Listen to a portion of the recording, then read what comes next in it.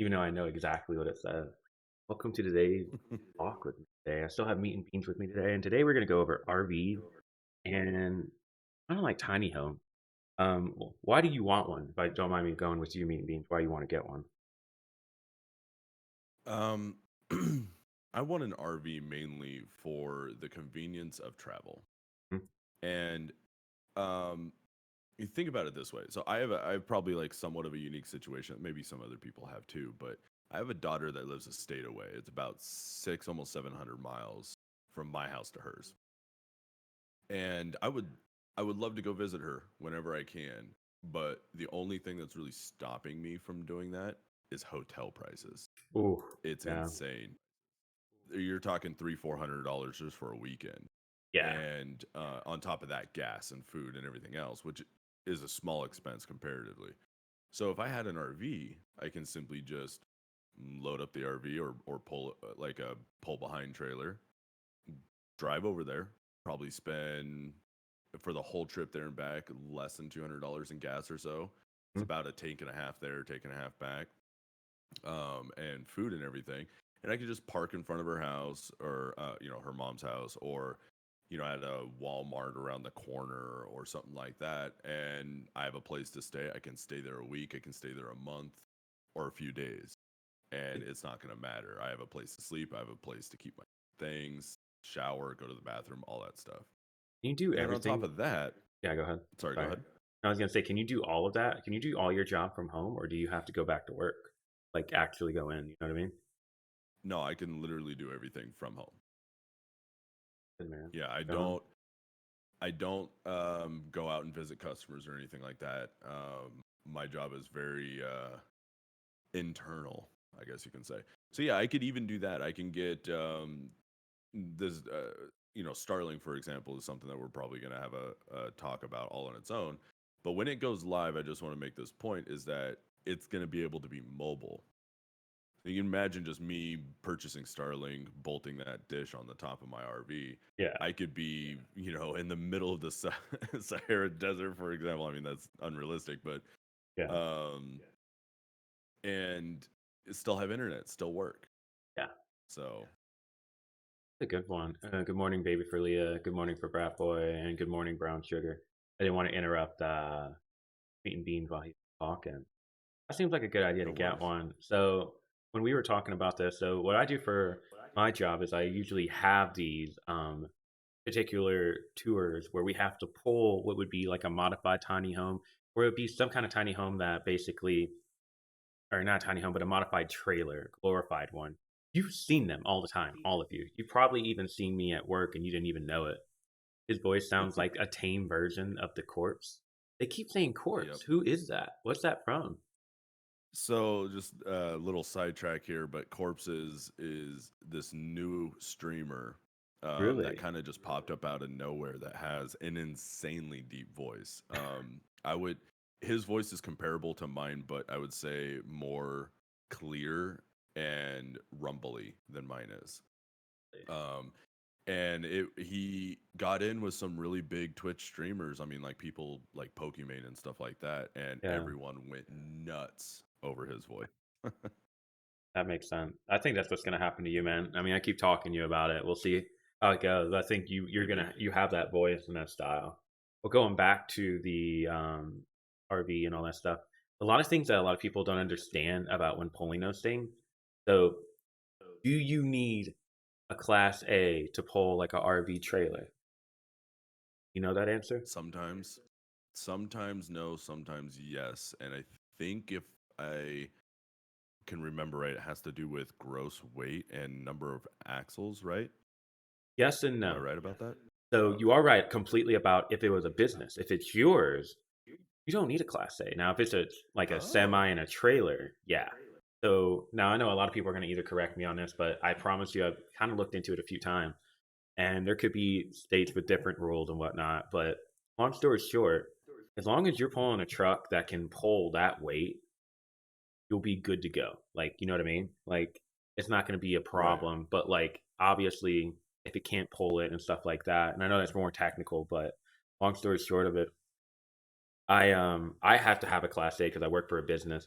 to pull the things that we're pulling. I can't tell you how many people get the big RV, the big one. They don't need a Class A.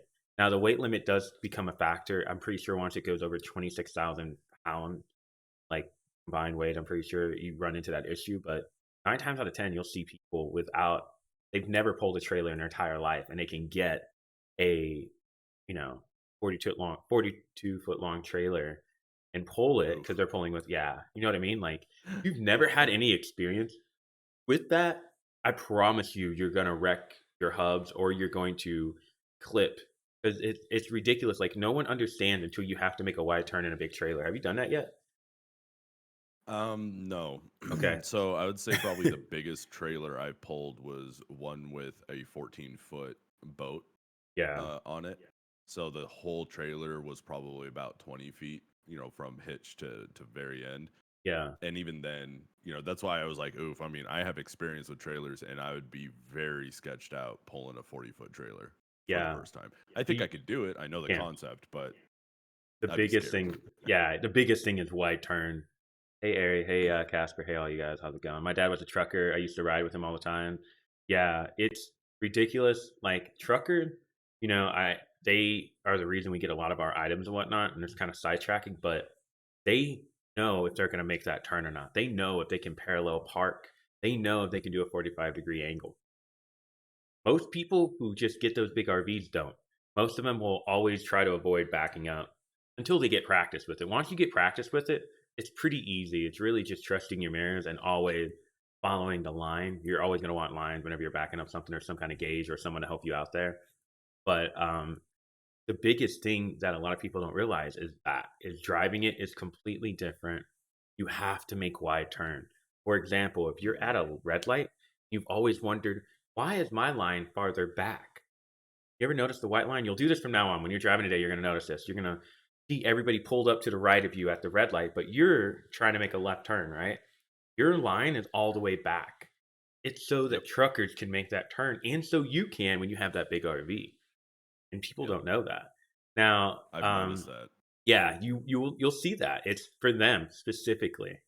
Now, the other thing is this: no one checks their hubs. Now, you know what I'm talking about when it comes to the trailer hubs, Yep. correct? Yeah, Yep. no one Bearings checks and those, wheels.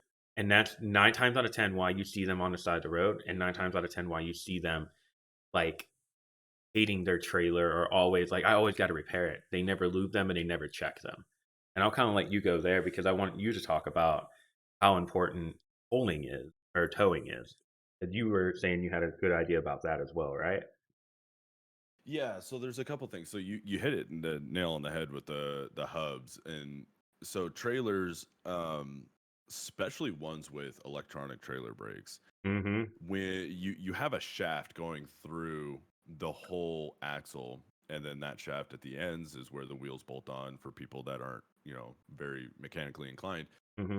There needs to be a bearing there for that shaft to spin true. Yep. Otherwise, it's not going to spin true. It's just going to wobble around and probably eat at the housing, and it's just Yep. going to be a bad time. So you have this bearing in there, and that bearing, some of them are ball, or most of them are ball bearings.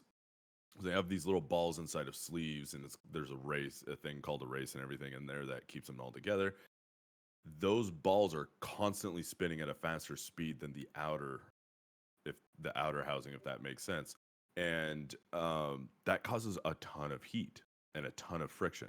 So what you want to do is you want to pack them with grease. It's like Yep. this thick molasses type grease, and if you don't pack them on like I'd say probably like in every, I mean, I don't know what it's like for new trailers, but like an older trailer, I would do it every 1,000 miles or something like that. You just pop the cap off, take a big old wad of grease in your hand, you Yeah. shove it in there and pack it in there, and you put the cap back on. If you don't do that, the grease will wear down or ooze out or something like that over time, and you get tremendous heat. Those ball bearings will seize up or start to eat at the race, and everything start to fall out, and all of a sudden that bearing's toast. And if you think of it this way, if you jacked up the trailer to where the wheel's off the ground, you can just take that wheel and just, with your hands, and just throw it all around and wobble it around. You don't want that when you're doing 70, 80 miles an hour down the highway. Yeah, you don't. Um, It's on yeah, but so you on top of that, the vehicle you're using to pull any type of trailer, whether it be an RV or a box trailer or anything.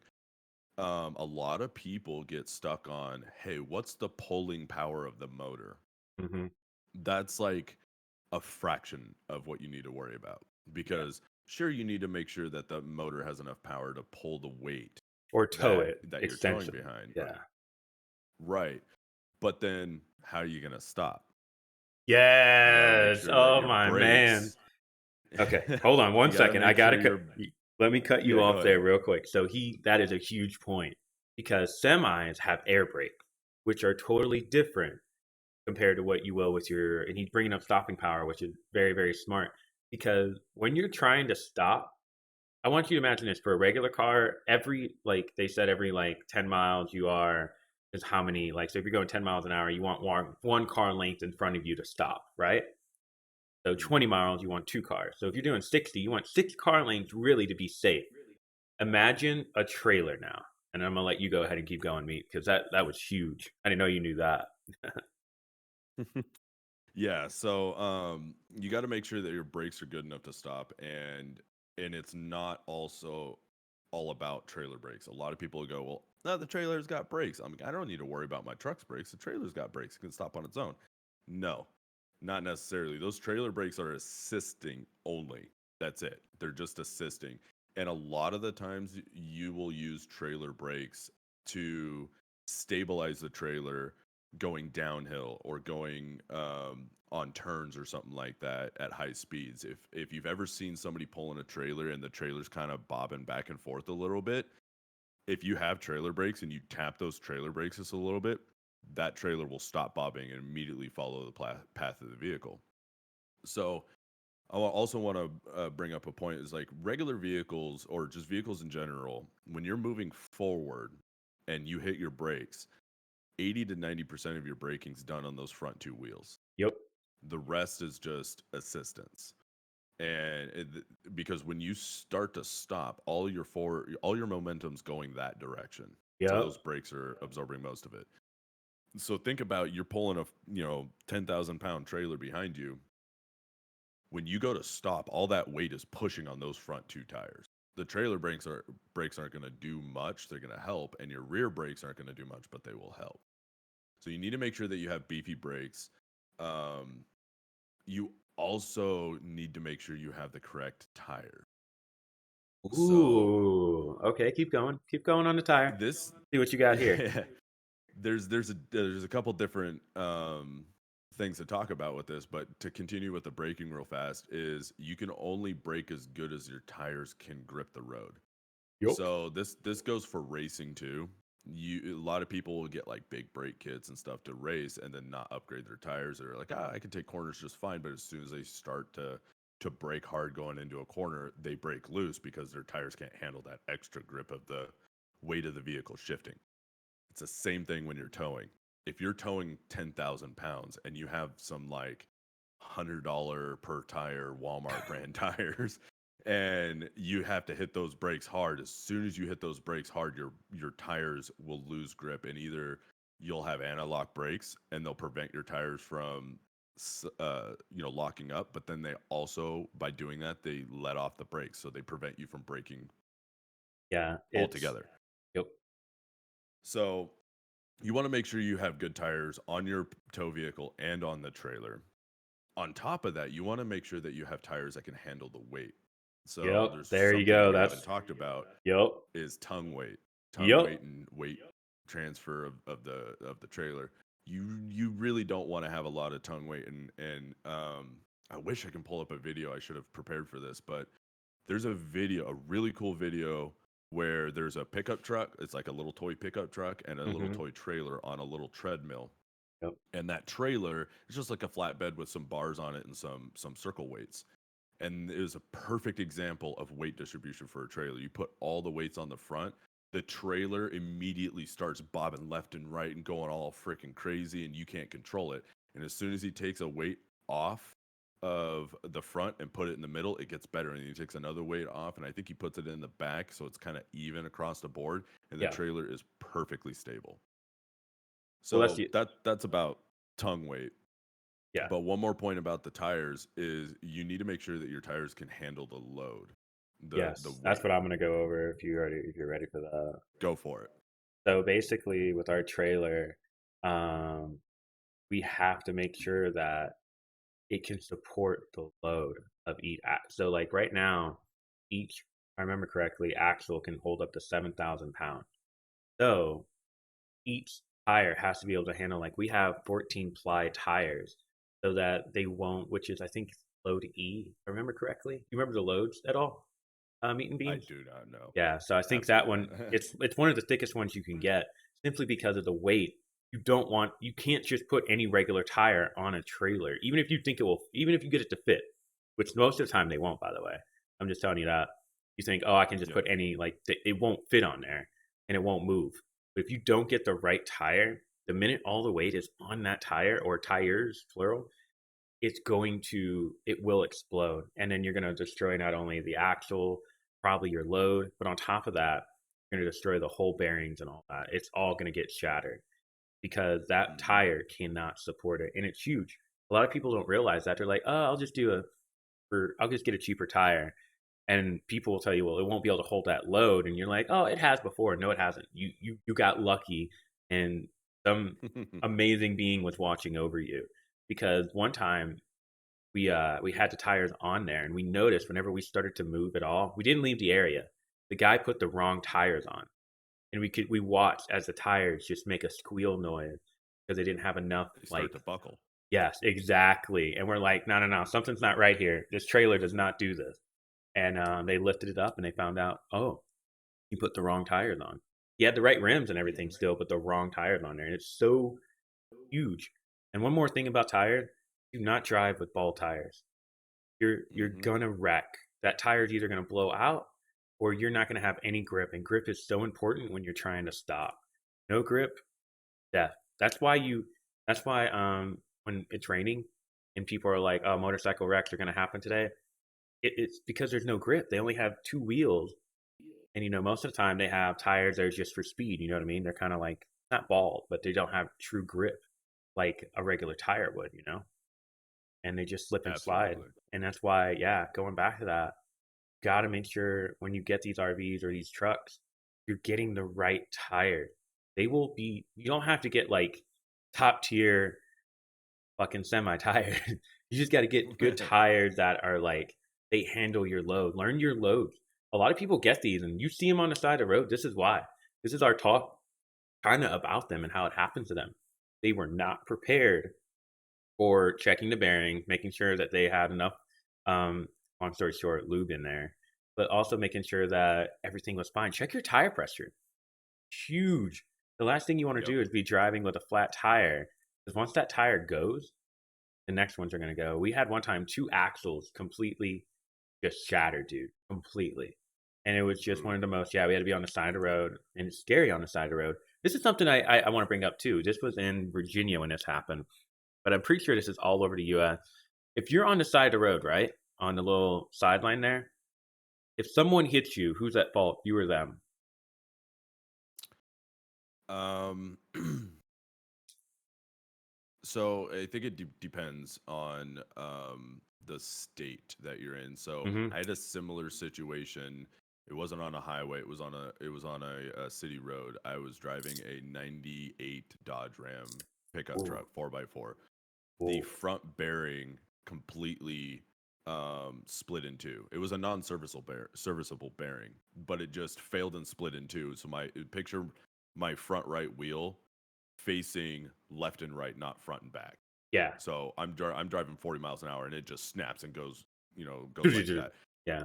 Yeah, I pulled over. I used the momentum, pulled over as much as I could, but it's a two-lane city road. There's no, it's a sidewalk. There's no shoulder I can pull off onto. So I'm blocking the right lane.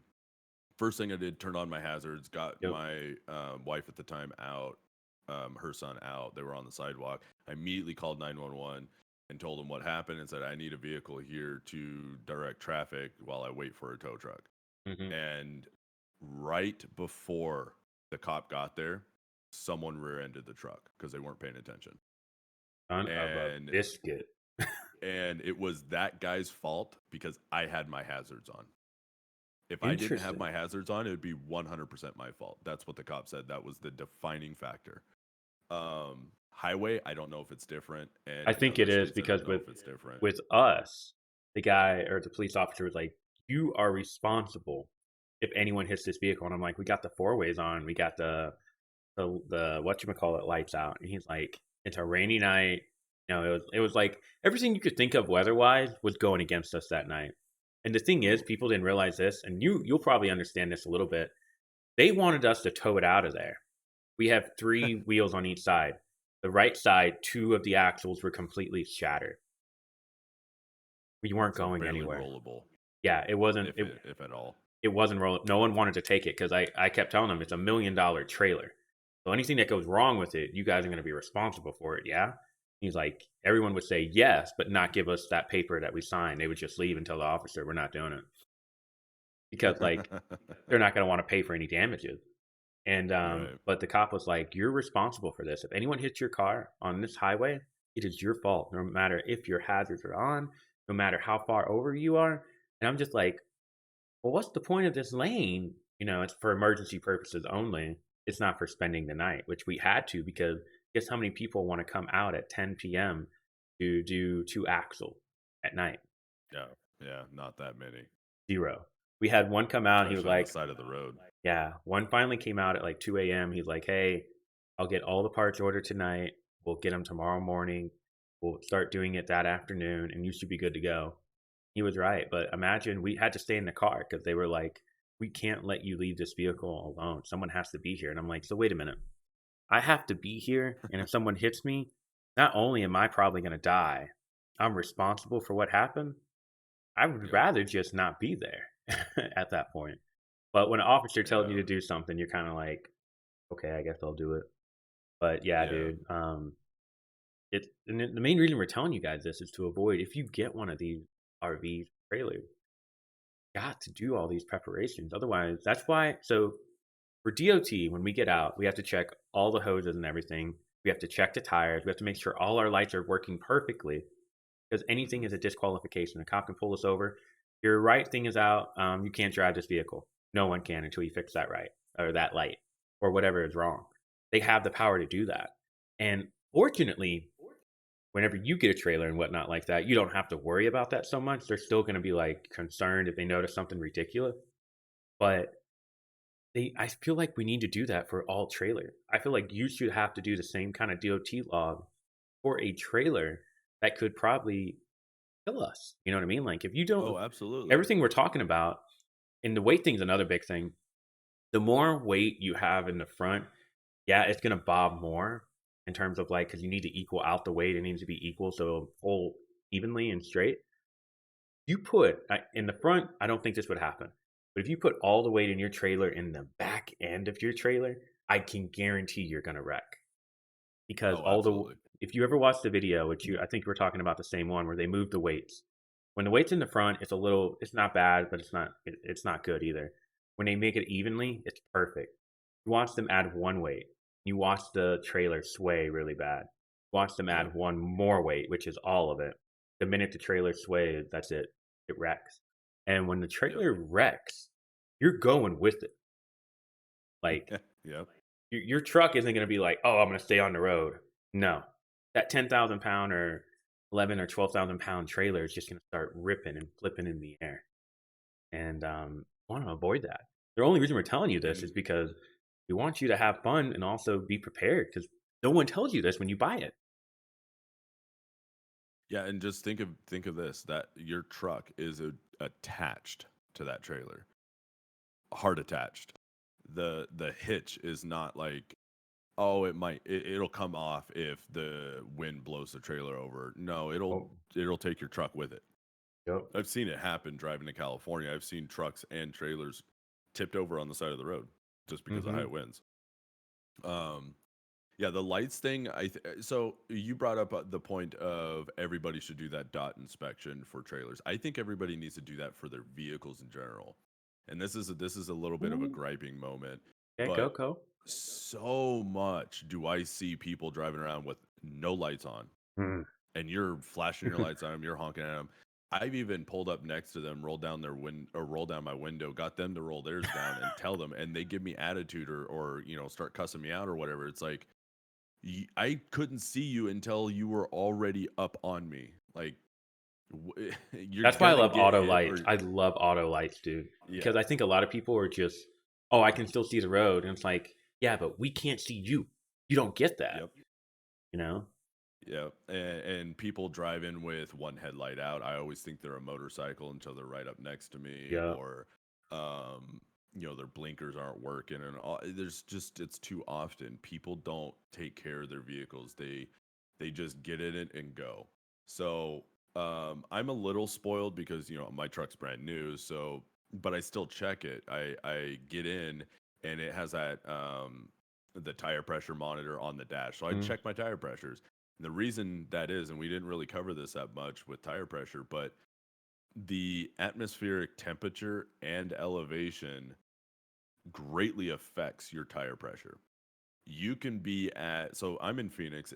I'm at about 900 feet elevation here in Mhm. Phoenix.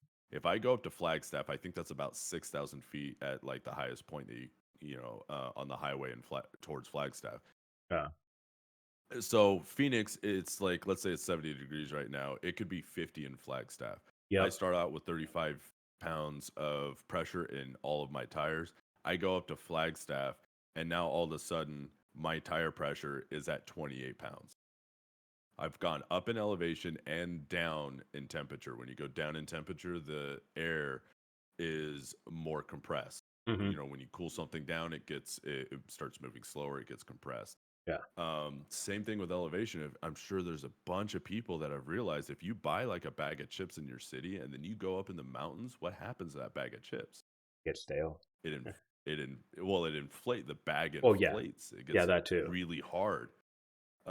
That's what elevation will do too. So it's like it's kind of like a counter measure. So you always should be aware of your tire pressures and where you're going to. For So those I did take a trip up north recently, and when I Mhm. got up there, I had to fill up my tires. I Yeah, had to. And then when I got back down, I had to let air out because it got warm. makes a lot of sense. For those of you who don't have what he's talking about, there is you put these caps on your tires now. It'll tell you on your phone, like an app. They'll be Yep. connected that way, and you can check your tire pressure that way. We're gonna get that for the trailer when I go back, or if I go back, I'm gonna get 6 of them, and put them on there, so I can always check those tire pressure on the trailer. Because sometimes when you're driving, you don't think it's that important to check your tire pressure, but it is. And instead of it being a monotonous task, why don't you just speed it up? Have the little caps on there.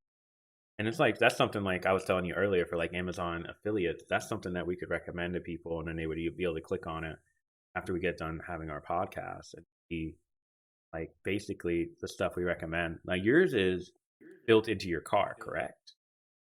Yeah, only for the truck though. If I were Yeah. pulling a trailer, I wouldn't have a clue. Yeah. See, that's what I was going to point that out. Most trailers are not going to have that, and they're going to have the electric brake hookup, and you're going to have the brake. So when if it disconnect, that's the other thing. Properly knowing how to do your chain. Most of you are going to get Oh a yeah. trailer where you're like, oh, I put the chains here and here. No, cross them.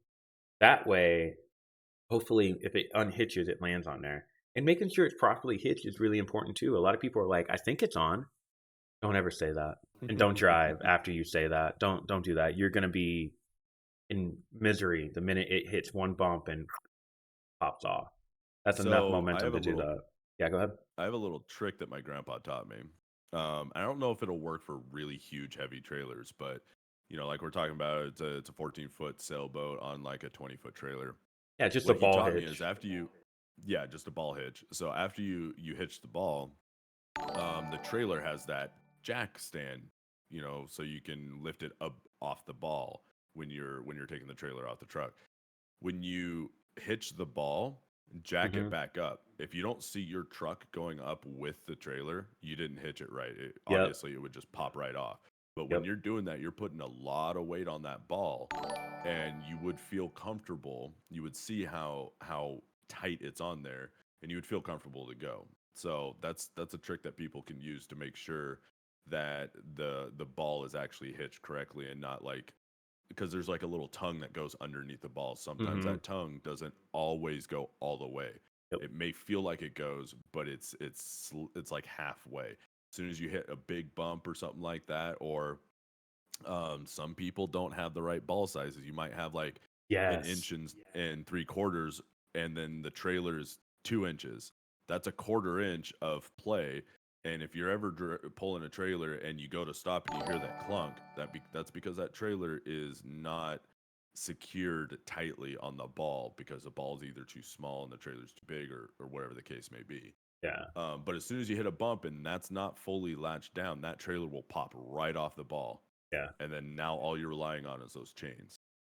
It it's unreal how many people don't believe that. I think I came into this conversation at the wrong time. Now you're doing good. We can catch you up real quick. We're basically talking about how important it is if you're going to get us an RV or see. That's where I told Leah today. We passed one today when went to go look at houses. It was just a diesel truck, but everything was combined into one. Like like a diesel. If you were going to move your furniture and whatnot. Trying to think of a good name. Yep. I think right like that. It's like a big one like that. I was like, that's what I want, and it's diesel. Simply because the only thing I want to hook up to my trailer, if I had to, if I did it like that, is maybe a little car, if that. But people don't realize this is you when you go get a truck, and a lot of you are going to be like, well, I don't want to have a diesel truck. I promise you, you do. We will get on this table and bang it all day. Like I will tell you from experience, a diesel truck will not only last longer, they have more power. And I know they're going to be like, well, the specs are here. Just trust us. Thank you for the follow there. It's huge. It makes a difference. And here's how big of a difference. If you were going to go get that, what would you do? Would you trade yours in for the diesel? Absolutely. So Yeah. here's the difference between my current truck, and the exact same one with the diesel motor in it. And there's some caveats here that people are going to be like, whoa, whoa, why would you want that? And I'll explain. So my current truck is a 3.6 liter gasoline V6. It makes about 309 horsepower to the crank, and I think about 280 foot-pounds of torque. If you don't know the difference between horsepower and torque, here's a easy explanation. Torque is how easily can you move weight, and horsepower is how fast. So when you're pulling something that weighs a lot, you want torque, not horsepower. Yep. So the diesel version of my truck, it's not a V6 or a V8. It's a four cylinder. It's an inline four cylinder. I believe it's like a 2.4 liter. It's a baby little diesel motor. Yep. It makes probably about 190 something horsepower. So we're talking way less than what my truck makes, but it But makes nearly 400 foot-pounds of torque at 1,000 RPMs, which vehicle which is is this right again? above The idle. one you would like to get? What's that? Which vehicle would you like to get again? The one you were talking about, like how it has more torque or whatnot. So it's the Chevy Colorado. Mm-hmm. So I have a 2021 Chevy Colorado right now, Mm-hmm. and it would simply be the same thing, just with a diesel motor. And the reason why I would choose that truck is, one, I like mid-sized trucks personally. It's a Mm-hmm. personal preference. Yeah. It's got a lot of room inside still. On top of that, that little four banger diesel motor gets 400 foot-pounds of torque at 1,000 RPMs. And if you're not pulling anything, you're just driving your truck, it gets 30 miles per gallon combined. Yep. Um, so there's another thing with diesel motors. Diesel motors, because they're built so tough, they're purposely built so tough. They're usually heavy iron blocks, Mm-hmm. really strong pistons, and all internals and stuff are super strong. They're usually turbo assisted, Yep. meaning that you're still going to get that torque when you're at super high elevation or when you're at sea level. Um, and on top of that, they normally get really, really good gas mileage. Now, there are some caveats to diesel. You have that whole DEF exhaust fluid stuff Yep. that you're going to have to pay. Those systems also tend to fail in a lot of production vehicles. Yep. So when you buy a diesel vehicle, you need to be aware of that stuff. Do your research. Make sure that that vehicle doesn't have any DEF system problems, because that stuff gets expensive 1 second. when you're I'm going to fixing point it. that out. Yeah. 2016 Ford 550. Pretty know this. It's the one we've had for us. It has had so many problems, and we're pretty sure Yep. it's a DEF system, but it's not reading that. It's always overheating, and it's always something to do with the basically the cooling system. But we don't think that's it. We think it has to more do with the DEF because it's not burning it properly. That's something Yep. he said that you really need to look into. But to talk about the Colorado, does GME make the Canyon? Do you know that car? Because that was a Cummins Okay. diesel engine that pulled a lot, considering it was a small little car or truck. I mean, you know that one at Which all? one? The The Canyon? GME, yeah, I think it's GME. I'll try to bring it up right now. Need a Canyon, pretty sure, because it had So the the Cummins engine. Canyon, yeah, the Canyon is the GMC version of the Chevy Colorado. Exactly. Yeah, no, that's what And they're. A lot of people don't realize that too. That GME or sorry, not GME, GM and or GMC, sorry, and Chevy are basically the same company, correct? yep, Yeah, they are. because like the Canyon looks identical to the Colorado, with the exception of the badge and little things inside. I think GMC. Oh, thank you for the follow. I think GMC is more of a luxury brand, where Colorado is more of a uh, middle class brand. Either way, I love the Yes. Canyon so much. I'm bringing it up right now on my screen. Ah, I miss this little truck. We had it at a so we did a I had to do a tour with GMC, and you'd be amazed at how many people would come look at that truck over the Escalade and everything because they're like, how the hell did they get a Cummins engine? Which is, would the It, Colorado have a Cummins engine as well or no? no, I actually no, I don't know. I I'll check it real think quick. it. Yeah, you're gonna look at it. Okay. Yeah. So Chevy or GM in general is usually the It's not so Ford's a Power Stroke, Dodge has always been Cummins, and Chevy's always hmm been um. Why can't I think of the name of their diesel? They Um, offer three. This includes available GMM exclusive Duramax 2.8 turbo diesel Duramax. engine. Yeah, Yeah, yeah, but they Duramax. don't have the Cummins, do they?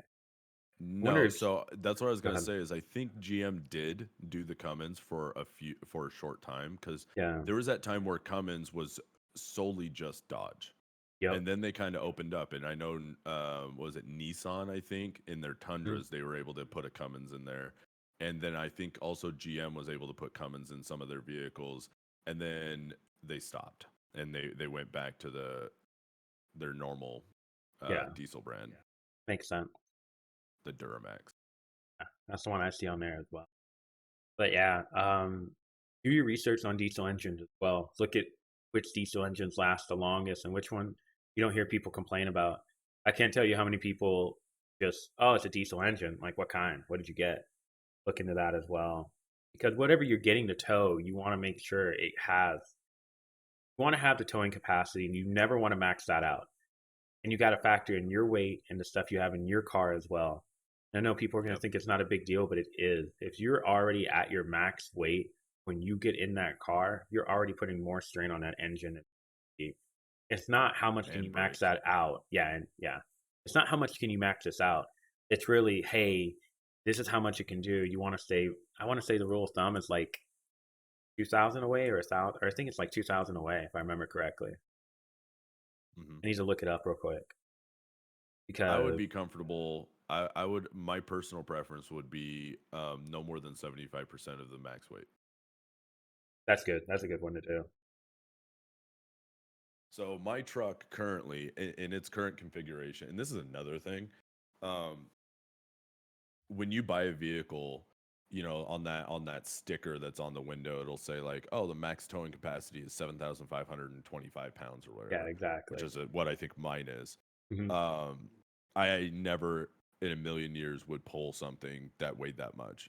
Yeah, Max would probably be about 5,000, which would even then I would want trailer brakes and all the whole nine.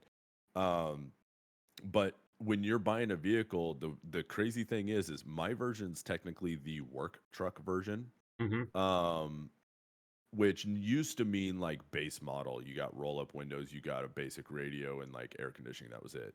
Nowadays, that's not the case. I have pretty much all amenities. Minus is the weirdest thing. I don't have power mirrors for some reason, but I have like Apple CarPlay and power windows and That's front weird. and back seats, all the stuff, but not power mirrors. But what the work truck means in my truck is you get the towing package.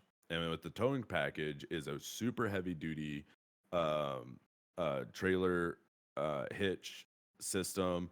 I have the is it the 6 plug and 4 plug for the trailer lights and trailer brakes and stuff like that. I don't have brakes on my model, but everything's there to hook it up.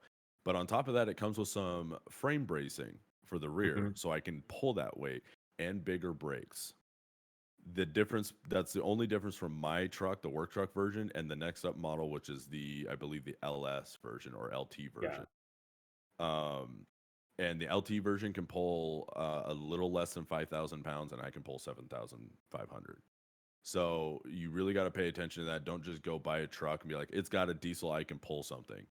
From the factory, that may not be the case. You might have to go get a nice, trailer hitch installed, um, get bigger brakes, all sorts of things, do the trailer wiring and all that stuff. So something to keep in mind. I was going to ask you this question. Hmm. Instead of upgrading to that truck, right, the one you want to get, what if Tesla came out with a towing truck? Would you get it? The Cybertruck. Well, I don't think is that diesel. I don't think it's. I mean, not diesel. I don't know if it has the power to. It says it can tow how much? Do you remember? I'll look it up I right now. don't, but I don't I think it think can. it I was a think it only lot. does. I thought it was only 3,000. Yeah. If that's the case, then absolutely not. But yeah, if they came out with, so here's the Okay. thing: I'm not a It's saying fan it of can the tow. Cybertruck. Yeah, I don't like it either. Over 14,000 pounds. Wonder how long that would last, though. That's the biggest problem so far. Not to get too much on the Tesla because we're going to save that for another podcast. But I wanted to ask if you would get if Tesla came out with a vehicle that could tow that much, would you get it or would you stick with diesel? Um, I would get it, You would? but I Okay. would, I would, I would get it, um, with some stipulations. So, Okay. and I'm gonna try to like not go too far into this, but basically, I would need the range to be good enough. Mm-hmm. Current range of all Teslas not good enough. It need to be above 600 miles to a charge, absolutely above, while towing, not empty. Yeah. Um, it would absolutely have to be like an all-wheel drive model. I would need motors in front and rear, and the reason for that is the regenerative braking. Yep. Um, the main reason why I would choose an electric vehicle, not just Tesla, but an electric truck for towing over anything else, is when we, when we were talking about that torque. Mm-hmm. You have gas engines that have pretty decent torque, but low torque.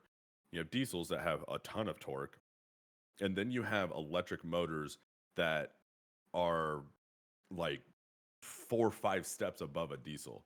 And not Yeah. only that, but it's instant torque. It's not like you have to build up RPM to get torque or anything. No, it's instant torque right Yep. away, and it's always there throughout the whole range. So let me ruin that So bubble a little bit here. So go for it. expect the range to be reduced by half. It has a 500-mile, like how far it could go based on one charge. But imagine that going to 250. And here's the other problem. I'm going to point this out real quick. If you're towing something, and you're like, oh, I'll just plug in. If you've seen any of these Tesla Spot, they're not really built for you to plug in just yet for if you have a trailer. You'll have to drop the trailer and then try to connect to it some other way. You know what I mean? Yep. That's why I So, said there's a stipulation there. It would have to be on par to the quality of life of having like a diesel or gas vehicle. I mean, some of these images are really cool. They have like a fifth wheel inside like the bed of the truck, which looks very like this is something I think we would like.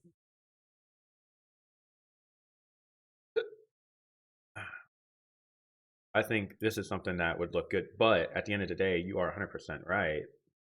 I just don't think, hey, Tequila Man, I just don't think it's going to be enough actually invest in. If that makes any sense. Now they can easily get there. Like I think, like I said, it's another day. They're making a camper for it so that it can charge via solar panel. That's not going to be enough unless those solar panels can absorb a No. lot. It's not going to be enough. Like you don't realize how much energy is required when towing. and it's the main reason the semi hasn't come out yet, which is a wholly different topic. But I just wanted to see. Thank you for the follow there. I just wanted to see what you if you would get one if they offered it. But I like all the stipulations because because that towing capacity is great. 250 miles where he lives, he would have to plan it out really, really well. Like you're I going, would 250 miles. Let's say I go north to go to California. I mm, would be literally running on quote unquote fumes by the time I got to the nearest charger in Flagstaff. If I was yep, going south, I actually don't think I would be able to make it to the nearest charger. I think that's almost 300 miles at the border of California and Arizona. So they yeah. would be a huge problem for me. It would absolutely be a huge problem. A trucker on And TikTok. All of them don't think electric 18 wheelers are going to happen anytime soon. Oh, I think it's going to. I think that's. I think Elon's going to change the world when that happens because the biggest thing is like 80% of the workforce or 50% of the workforce is truckers. Imagine not having to pay anybody to drive and can just have the computer take loads to where they need to go to designated areas. I don't know if you guys have seen Wolverine, but the last one he made where he basically like kind of ends it, Wolverine or Hugh Jackman's done playing Wolverine. You see those semis with nobody in there and the computers are underneath. I really think that's what's going to happen eventually. I think the semi is the beginning stage, but after that, I think it's going to be. I think that's going to change the world. If I'm being honest with, I think they'll try, but some issues so are going to have major problems right off the bat. Go ahead, meet. What you got? Oh, no, I was gonna somewhat comment on that. I absolutely think that we are going in that direction, period. Hmm. Do I think it's gonna happen anytime soon? No. Give us a time. But I would say by the time my 2-year-old daughter is my age, and I'm at the, towards the end of my life, I would say a good portion of the vehicles on the road, including commercial, are going to be self-driving. They're going to be completely automated. I can't think of the movie, but there's this movie with this kid just sits in a vehicle and starts playing video games or something like that while it's barreling down the highway. I think that's going to be the case in the future. Is it going to be a seamless thing? No. You got so much stuff to think about. You got the oil companies that are going to fight tooth and nail about it. You're going to have Well, the let me hop in on that. workforce. We need to Yeah. remember this for later because this is a good topic of why I don't think they're going to try to fight it. I think they're joining now. You see all of them saying by 2025, by 2030, we'll be all electric. And they're making that claim because they know people are buying Teslas or electric vehicles because they're tired of all the maintenance that comes with them, which is why I kind of want to That's save that true. for our Tesla topic Yeah. for because we'll do Tesla tomorrow. If you don't mind, you think we could wrap this up in about 8 minutes? I have to go at one. I think that would give Yeah. us plenty of time to kind of end the RV discussion and hold that Tesla stuff for tomorrow. I just wanted to see if you would get it because I hate the way the Cybertruck looks. 100%. I I think do. it's. I I think do it's. too. Some people are like, it looks so cool. I'm like, for Hot It Wheels, looks like the warthog from Halo. yes, Come it on. does. And it's like, I mean, he probably did it that way because Elon loves doing stuff like that. Did you get that? Did you see what I sent you in Discord? Yeah, I did. If you see that trailer, I think that's what they're talking about. It would be like a trailer. That would be smart on Tesla to kind of do that. But like going back to the RVs and whatnot, you guys definitely need to make sure you have your weights. You got to do all these checks. And you have to realize this it's going to depreciate. Everything you buy Oh for yeah. your RV to your truck is going to go down in value from when you bought it.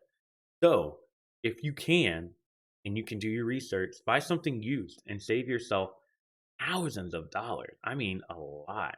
I mean, So um, there's one point I want to make about that yeah, is also if you're capable, buy a RV project with a couple stipulations. Make sure that the sewage system is intact, the yep, toilet and everything, all that's intact. But if all the cabinets are destroyed, the bed's destroyed, even the electrical stuff is not working right or any of that stuff, you may be able to get that RV for 900 or $1,000 or something like that. You put another 2,000 into it, you can easily sell it for 6,000. yeah. The So if electrical, you're you might able have to to do hire projects somebody. like that, Yeah, right? Yeah, if you're able to do something like that, that's actually something I'm considering of doing because I can easily just go to Home Depot and buy cabinet stuff and rebuild the interior and put carpet or flooring in it, and all that stuff's easy. It's the sewage system that's really going to get you because those toilets alone are thousands of dollars just for the toilet. And you're not talking about the gray water and the black water tanks and the freshwater tanks and all that other stuff too. And also, AC units aren't that complicated to install. I'm just going to say that right now. You Nope, can get the ones absolutely not. that go on the side of the wall, or you can get the ones that are on the roof. I highly recommend you have the biggest thing that's going to happen is make sure if you're doing what he's talking about, you have enough power to power your AC units. You will trip stuff constantly if you don't do your electrical system right. So if you get one and you want to flip it, cool. If you're getting one and you want to hold it, make sure you get something that can handle the wattage. A lot of times people will get that and they will not. My mother-in-law had the septic explode on her going down the Oh, highway. That is nasty. I bet that I would have died. The smell, I would have pulled over and been like, match fire. I'm done. Hey, for mama. call the insurance. Yeah, I'd be like, I don't know how it caught on fire. I mean, shit happens, and go from there. But like, yeah, it if you can do that, you can get away with it real quick. And not, I don't mean get away, but you can make a profit because a lot of time, and it's the same thing with cars. The nicer a car looks, the better. I mean, Yep, people can be like, "Oh, the engine's been rebuilt and everything," but if it looks ugly on the outside, no one wants to buy it. If you make it look good, it's going to be perfect. And then installing cabinets isn't that complicated. It is time consuming. Same thing with the carpet. But once you make it look good, people want to buy it. So absolutely. if someone wanted to get a trailer and a truck, what's the most you think they're going to be looking in at saying, haha, literally shit happened? That's why I made that joke. Thank you, Katie. But how much do you think you got to spend there, meet, and get a decent trailer and a decent truck? If we're talking like an RV travel trailer and you're talking about brand new, Mm-hmm. you're going to be somewhere around uh 60, 70,000 combined. The Okay. reason being is a decent truck's going to be anywhere between 30 and $40,000, Yep. depending on what brand and options you pick. And a decent trailer that has the amenities that you absolutely need: toilet, sink, fridge, power, and a bed, is going to be anywhere between 20 to 30,000 on its own for like a Mm-hmm. 14 to 20 footer. That's brand new. Used, shoot, you could probably do it for under 10 for both. You can go find like an old beat up Chevy truck, or I wouldn't do Ford, but I'd do Chevy. I would do Dodge. If you can absolutely find diesels, it's going to cost way more, but it's well worth it. Yep. And you can buy used 14 footer trailers for under $10,000. I've seen some that are really nice for 6,000, complete working order. So how much would you pay for one? Would you pay 100 grand for a new trailer and new truck? So I have a poll. I want to see If what you would pick. if I had FU money, yes. Yeah. You had FU money, you go 100 grand. I'll be honest with you. Even if I had FU money, it's the depreciation that kills me. And I get you love the freedom of it, but I would go so cheap. The only thing I would spend a lot of money on is the truck. I just want to know the truck of the diesel, and I want to know that truck is going to get me to where I need to go at the end of the day, you know? Yeah, if I had that unlimited money, with no repercussions, I would absolutely get the top of the line Dodge Ram 3500 with the Cummins diesel in it. I would probably do long bed. I would get a fifth wheel. I wouldn't go too big. I wouldn't go like a 40 footer or something like that unless I planned on living in it. That's another thing. If I planned on making it a tiny house, Hmm. I would absolutely get something like a 40 footer and a fifth wheel. And that trailer would have to have solar panels on the top, battery banks, a diesel generator, all the whole nine. It would be able to sleep, 5 people. It The would have diesel TVs in generator it. is huge. We forgot to talk. Maybe we should Yeah, make a we part did. two on that. That is so huge. Do not get a gas generator, and specifically in Arizona. And I know this why. Yep. When it gets really hot on that ground, it's going to turn your fuel tank fuel, the liquid, into fume, and it can't. It'll boil. Yeah, it won't. It won't be able to get the fuel. It'll overheat. It won't do that with diesel. We learned that in Phoenix when we had a gas generator dying. We had to buy Yep. another generator. Guess what that generator was? Diesel, and it had to Cummins hook up. diesel. Yeah, it had to. Yeah, it had to run everything. But we need to do a part two on this. We need to remember that and like make a little note for ourselves to talk about the diesel generator. So that is huge. And Well, also, there's Go ahead. Diesel, gas, and natural gas. There's pros and Ooh, cons to all of them. yeah. I feel like diesel, you can get away with it a lot easier because you have so many pilot and truck stop. Gas, if you live in cold areas, you'd be okay, I feel like.